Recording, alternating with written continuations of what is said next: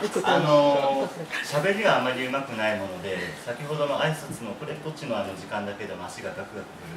ぐらいの小心者です。温かいよろしくお願いします。はい、お願いいたします。そうしましたらですね、今回本当にシェアハウスのイベントではあるんですけども、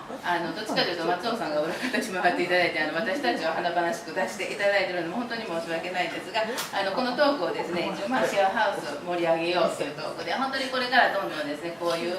施設環境ができていけばいいのになっていう思いを込めたトークにさせていただきたいと思います。はい、じゃあ松尾さん、まずですね、シェアハウスのオープンのきっかけを教えてください。お弁当屋さんが本庄のところにありまして、パチンコ屋さんの斜め前のところです。ホットモットっていうところなんですけど、そこの店長を実はしてます。で今のそこに勤めているただのサラリーマンなんですけども、5年前にずっとオーストラリアに行ってて、5年前に帰ってきてそこの店長になりました。そこで働き出してまずびっくりしたのが、パートさんがもちろん多いんですけど、みんな離婚している方がかなり多い。オーストラリアとか欧米とかはもう半数近くが離婚しちゃうぐらい高い率なんですけど、日本でももうここまで来てるのかと驚いて、でもちろんその中にはシングルマザーの方もいらっしゃいます。でその当時のシングルマザーの方はもう辞められて、今はまた別のシングルマザーの方がいらっしゃいます。で、こんなに大変なんだってその時にもうびっくりしてですね、オーストラリアの方でシングルマザー多いんですけど、結構手厚い環境があって、日本とはまだまだ違うんだなと思ってたのがその頃です。で、その時にですね、その時にいたシングルマザーがある日雨が降ってですね、布団を干してきたと。で雨が降ってきて大変だって言って涙ぐんでるんです。で僕とかシングルの男性がそういうことがあったらただの笑い話なんですけど、その子も真剣に涙ぐんでて、でじゃあもう今日そんなに忙しくないから取り込みに行ってきないって言って行かしたんですけど、で後から考えたら仕事中にそれはないかなって言って、でだけど形相で涙っぷりはちょっと尋常じゃないと思って、それでシングルマザーってどのくらい大変なのかなと思って調べ出したのが、きっかけです。で調べていくうちにここまで大変なんだと思ってて、でその時に調べたすいません、ネットの情報で印象に残っているものがあったのでちょっと読み上げます。これ体験談ですね。お金が足りないから朝から晩まで働く時間を増やす。仕事から帰ってからも1分たりとも無駄にせず、家事と子供の世話をする。そして時間もなく睡眠もなく体が疲れる。疲れている時に限って子供がダダをこね出す。仕事が休めない時に限って、子供が熱を出す。自分や子供の病気で仕事を休めば、その分給料が減る。ここで親身になってくれている、支えてくれている夫がいれば、疲れがピークに達する前に落ち着くんだけども、一人で乗り越えなければいけない。こんなことが毎日ずっと続くんです。もうフラフラですっていうのを発見して、でちょうどその時のシングルマザーの方が頼れる人が周りにいなかったんですね。で親ともちょっと疎遠になっていて、でシングルマザーに突入して、で、保育所とかも変えないといけなくて、新しいアパートを借りて、でちょくちょく熱を出すもんだから休まないといけなくて、インフルエンザとかにもかかっちゃうと1週間休むので、時給で働いてるので、それだけでも月の4分の1の給料がなくなっちゃう。でもいっぱいいっぱいになってる時に最後のところがその雨が降って、やっとの思いで干したもう今日干さないとっていう状況だったと思うんです。でそれで雨が降ってきて、もう何をやってもうまくいかない、もういっぱいいっぱいっていう状態になっちゃって涙が溢れてきたっていう。でその時にやっと理解ができて、これはもう大変なんだなと思って、なんとか一生懸命働いてる子だったので、なんとか力になりたいとか、なんかできないかなってずっと考えたんですけど、社長なわけでもないし、ただのサラリーマンですし、シフトを調整するぐらいしか僕はできなくて、で根本的な解決には全くなくなって、結局その方は辞めていかれたんです。で無力だなと思って、でずっとそういった方はね、ちょくちょくシングルマザーの方いるんだけど、何もできないままちょっと時間が経って、そんな時にそのペアレンティングホームさんっていうシングルマザー専門のシェアハウスの特集をテレビで見て、オーストラリアにずっと13年住んでたんですけど、10年以上シェアハウス住んでて、8年以上はそこの運営してたんですね。でシェアハウスが僕でも作れるかもでみんなで仲良くするコツだとかそういうのは熟知してるつもりだったので、僕自身が何かをするってことはできないんだけど、助け合える仲間が強いような場所を作ろうと思って、それがきっかけです。じゃあ、えなりさんの方に、はい、じゃあシングルマザーの生活を、かなり捉えられていると思うんですけども、その立場からですね、シェアハウスに対する小谷さん以外のところにもいろいろ関われることがあると思いますので、はい、お願いいたします。そうですね、シングルマザーシェアハウスは、先ほども出ましたけど、ペアレンティングホームが2年半ぐらい前に川崎で作ったのが最初です。こちらは、横浜の、立教建築士の方、あと川崎の不動産屋さん、それで横浜の、子ども保育のなんかこう運営をされている方、そのあたりが集まって共同事業で始めて、ただこれは事業なので、民間の事業なので、一応ターゲットとしては年収が結構高いです。シングルマザーですけど、500、600万の年収の方が結構多くて、ではない、事業としてはちょっと成り立たない。で渋谷まで10分ぐらいの場所なので、家賃も9万、10万、それぐらいはするんですが、4世帯、5世帯ぐらいかな。でペアレンティングホームさん自身は結構人も入っていて、うまくもいっているんですけど、その後たくさん出てきたんですね。埼玉でできたりとかいろんなところでできたんですけど、意外と入居がされないっていう現実にぶつかっていて、私運営側ではないんですけど、そのペアレンティングホームの最初の多分テレビ見られたのは秋山さんだと思うんですけど、一級建築士の彼とずっと話してて、なんでこんないい仕組みなのにみんな入らないんだろうねって言ってて、課題として出したのが、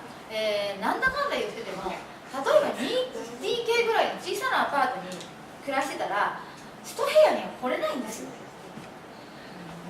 それと、子供が保育園とか学校行ってたら、子供の環境の変化をさせるのって親にはものすごい勇気なんですよ。っていうようなね、やっぱそういうものもあって、ちょっと家賃がお高いのもあるんですけど、その辺をどうにかしようよなんていう話で盛り上がってる時に小谷さんからの話がちょうどあって、もう私たちそれ解決しようってもう言ってるんですよ、横浜で。はい、なので全国のシングルマザーシェアハウスの人たちをもう集めて、もう基本的には私も離婚したいんですのセッションなんかもするんですけど、シェアハウスに一番いいのは離婚したい時、旦那のところから出る時と実家暮らしの人が出る時が実は一番いいんですね。特にその初めて子供と自分だけの生活に、なる一個前のところだから、それができちゃってる人は意外となくてもっていうのかなっていうのがあるんですけど、ただ一番そこが不安なので、ぜひね、もっと知らせたいっていうのが私たちの今思いで、これだけ広報活動的にも松尾さんやっていただけてるので、なんかもうすごく嬉しくてしょうがないんですけど、実は東間さんともね、東間さんがやはりイベントやられてた、あれは東急電鉄さんでしたよね。そうです、はい、それで1年半ぐらい前にちょっとシェアハウスでは別の関東の方ですけどご縁があったこともありました。そんな形でもっと知ってもらいたいっていうのが今、もっとシングルマザーの人に、この情報を知ってもらえる、シングルマザーでももちろんそうですけどねっていうふうに今すごく思ってます。はい、ありがとうございます。はい、じゃあ松尾さん。はい、じゃあシェアハウスのシステムについて、ここに住むとどうなるかということで、はい、お願いいたします。でじゃあシェアハウスを作ろうって思いまして、で最初に目指したのがどうやったらその一人親家庭、父子家庭も含めてですね、心から子供と一緒にこう笑顔になれるかと考えて、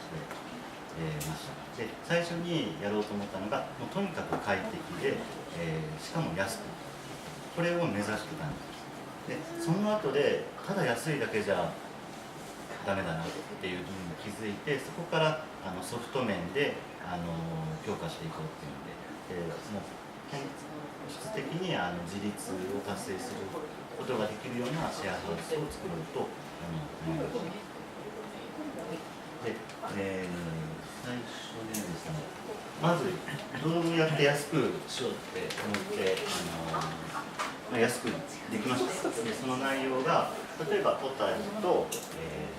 一般の賃貸マンションで、賃貸マンションで仮に5万円の家賃で、もう最悪のケース、敷金、礼金が2ヶ月ずつで、仲介手数料1ヶ月分っていう計算をすると、全部込み込みで37万円の初期費用でかかると。でコタリの場合は1ヶ月分の家賃、これがですね4万円が平均の家賃で、2000円が駐車場で、7500円が教育費、全部含めて5万円ですね。敷金、礼金から全部火災保険以外は全部ゼロです。保証料っていうのが滞納したときに別の委託会社が取り立てをしてくれるっていう保証なんですね。これを取るところと取らないところがあるんですけど、自立をするために一緒に頑張っていこうって言ってやってるので、えなりさんと大西さんのカウンセリングだとかサポートを受けていただくっていうことを条件にそれもゼロにしてます。滞納しそうだってなった時に相談してもらって、じゃあどうしようって考えていくのが我々の立場だと思うので、そこもゼロにしてます。でそうすると最初の初期費用1ヶ月目の家賃も含めて全部6万円ですので、そこの時点で31万円の、差が最悪のケースですね、生まれてきます。で一般のマンションだと、家具家電がもちろんついてないので、テレビが2万円とかベッド、持ってある方もあるとは思うんですけど、いろいろで17万円ぐらいはかかるんじゃないかと。うちの場合は全部ついてるので、その他で何かかったとして1万円として1万円。ちょっと大げさな比較だなと思われるかもしれませんけれども、16万5千円ぐらいの差が生まれてくるんじゃないかと思います。で差額の合計が47万8千円です。少なくとも30万円以上の差は出るんじゃないかと思います。で、一般のマンションの場合、初期費用1と家具家電とかその他を含めると最初に54万円かかります。うちだと7万円で済みます。でそれにプラスですね、毎月の出費です。うちの場合はさっき言った4万円と駐車場と教育費ですね。教育費の中に水道ガス光熱費全部込み込みです。でその他のこういったものも込み込みにしてます。調味料からお米、ホイル、洗剤各種、あとインターネット、宮岡市指定のゴミ袋まで全部込み込みにしてます。なので、家賃が安いってことだけじゃなくて、生活費もかなり抑えられる、食費もかなり抑えられると思います。で普通のところだったら、ガス光熱費1万円で、その他もろもろで1万5千円ぐらいかかったとして、8万2千円ぐらいは生活費の一部込みでかかるので、そこで毎月毎月3万2千円ぐらいは差が出てきます。でこれにプラス宮若市外から転入する時ですね、子どもが6歳まで就学前までだと最大で3年間2万5千円の市からの家賃補助が出ます。これはシングルマザー、シングルファーザーであっても対象内になっています。でこれを加味すると、補助金が受けられる方だったら、先ほどの4万9500円から2万5千円で、2万4500円でこの内容ですね、一部生活費とかも含めてくれるので、ここまで来るとどこよりも安いんじゃないかなと思います。で例えばパート収入の方の場合8万円ぐらい稼げますっていう方の場合だと、パート収入と児童手当、児童扶養手当で収入として15万1000円ぐらいで、先ほどの、家賃補助を含めて実質2万4000円と食費だとかそういったもの、昨日、たまたま節約カリスマ節約主婦の、小松さんっていう方が飯塚にいらっしゃるんですけど、その方にこれ見せたらもっと削れますとか言われたんですけど子供が小さい間はそんなに実はお金かかんないとか言われたりとか、なのでこれからいろいろ協力してもらえることになったので、もっともっと多分節約をしていきます。とりあえずこの、ね、計算だとすると月々の貯蓄で、6万7000円貯蓄にできます。1年間で80万円、3年間で、240万円となります。で、この3年間ですね、市からの補助を受けて、かなり安く生活できるんですけど、で3年間終わった後に、じゃあそのたまった240万円を切り崩しながら生活していって、それだったら結局同じことじゃないかって思いまして、生活基盤をその3年間の間になんとか構築して、ここを出た後も5年後10年後先まで安心だよっていうところまで持っていくにはどうしたらいいかって考えたときに、まず、環境と仕事と展望、これを生活基盤じゃないかって考えました。で、環境っていうのは子育てと仕事が両立できる環境ですね。これがなかなか子供が小さいと難しいっていうのがご経験のある方だったら実感できると思います。で、仕事が、子供を育てていくのに十分な額を稼げる仕事で、展望っていうのが、資金的な将来的な見通し展望ですね。ファイナンシャルプランニングになります。これを、気づくためにどうしようと考えて、たどり着いたのが、あずママさんで子育てシェアですね。これを導入しています。一般の方でも同じように無料で使うことができますので、気になる方はもうぜひ登録してもらって、使ってください。で、導入っていうのはどういう形になるかというと、もっと手厚く説明してもらえるとか、月に1回こうやって来てくれて、いろいろサポートがあったりして、これをすることによって、この仕組み自体は後で説明してもらうので、そこで聞いてほしいんですけども、地域ぐるみでサポートし合えるネットワークが構築されてきます。それでなんとか仕事と子育てを両立させてほしいと計画しています。仕事は先ほどお話しいただいた大西さんですね。仕事の不安があると、で月々8万円のパート収入大丈夫かなってちょっと不安になると思います。で、今後どのくらいお金がかかってくるか、それも不安だと思うんですね。で、しっかりとした額を稼げる仕事を得ることがその基盤につながるんじゃないかと思って、大西さんにその就労支援までしてもらいます。で、人それぞれこれまでの経験とかがあると思うんですけど、それを診断してもらって、じゃああなただったらこういった仕事どうかなとか提案してもらいます。で、そこまでだけじゃなくて、その先の受け皿の方ですね、就職先の方まで今開拓してもらっているところで、今日も企業の方とか、一人親家庭に理解のある企業の方に見学に来てもらってますので、これをもっと広げていきたいと思っています。展望ですね、これがえなりさんに担当してもらっていて、ファイナンシャルプランニング、先ほども言いましたけども、今後どのくらいお金が必要なのかとか、万が一の時の保険だとか、どういったものが必要で、どういうのが必要じゃないかとか、そういったことをアドバイスしていきながら、で現在の収入だったらこの先厳しいよとか、そういったところが見受けられるようであれば、大西さんと一緒にじゃあ就労をして、でこういった仕事にじゃあ就こうかって考えて、でそれだったらこのくらいの収入があるね、でそのくらいの収入があったら、ライフプランはこんな風に変わっていきますよっていう、そこまでプランニングしてもらえれば、じゃあこのまま一生懸命仕事を頑張ればこの先道は開けるんだなと、不安がかなり抑えられると思う。それが、就労までしてそこまで行った時点で、3つの環境と仕事と展望が揃うので、それで、子供と一緒に笑顔になれるんじゃないかなと思っています。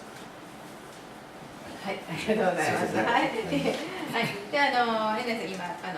松尾さんから説明聞いていただいてですね、シングルマザーの、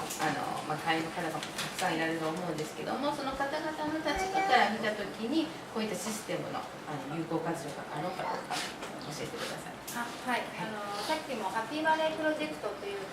年収300万円への道っていう協会でもやってるんですけど、国が出しているもの、協会で取った統計も同じなんですが、200万円未満、年収300万未満が 65% で、200万未満だけで 50%、結構本当に平均年収低くて、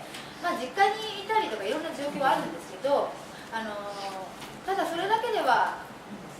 不安に気づいていない人も多いので、ぜひこういうところでしっかり生活の基盤を作りながら、仲間もいる中でちゃんと自分の将来展望までしていくっていう、この仕組みは私はリアル、うちのやってる講座のリアル版っ